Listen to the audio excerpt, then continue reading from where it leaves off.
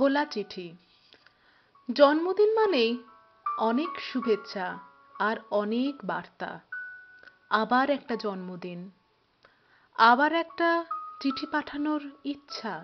না, আতঙ্কিত হবার কোনো কারণ নেই। এবার চিঠির স্থান ডাকবাক্স হবে না। এবার চিঠি আমি পাঠাবো বন্ধ খাতার ঠিকানায়। কিন্তু যখনই লিখতে বসি, কত দ্বিধা, কত সংশয়। কি সম্বোধন করব? প্রিয়ে, গত বছরের চিঠি পেয়েছো? প্রিয়ে সম্বোধনের অধিকার তুমি আমায় কোনো দিনই দাওনি। অথবা লিখতে পারি, গত বছরের চিঠির উত্তর দিলি না তো। সখা সম্বোধনের অধিকার তুই অনেকদিন আগেই কেড়ে নিয়েছিস।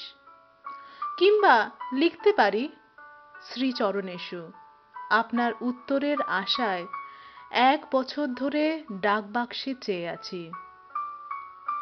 সেই অধিকার আজও আছে কিনা জিজ্ঞাসা করা হয়নি কখনো। যখন এই সব প্রশ্নের উত্তর পেয়ে আমার চিঠি এগোয়, 2 কলম, স্মৃতিরা ভিড় করে বোবা করে দেয় এই কলমকে। আমার সমস্ত ভাবনা এলোমেলো হয়ে যায়। বুঝতে পারি না তোমায় ঠিক কি লেখা উচিত, কতটা লেখা উচিত। তুমি ব্যস্ত মানুষ, বিখ্যাত মানুষ। তোমার কি সময় হবে এই তুচ্ছ চিঠি পড়ার? আর কেনই বা চিঠি লেখা? আমার কোনো চমকে দেওয়া খবর নেই তোমাকে দিবার মতো। আর তোমার সমস্ত খবর তো খবরের কাগজের পাতায় পাতায়।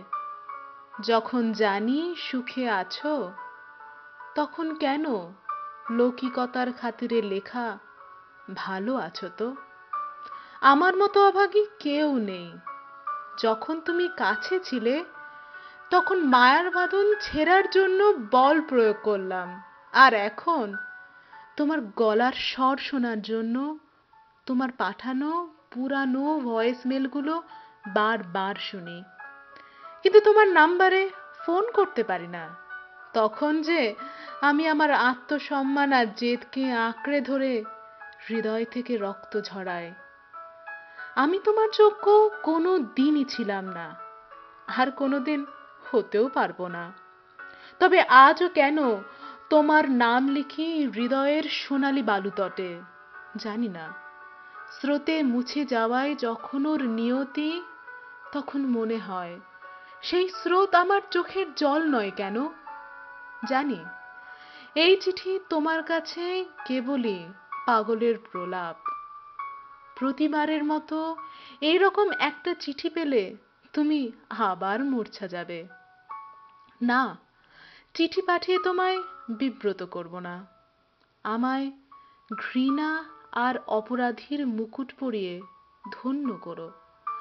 ইতি তোমার থাক। শব্দ সম্পর্কের জটিলতার ভার বাইতে পারবে না।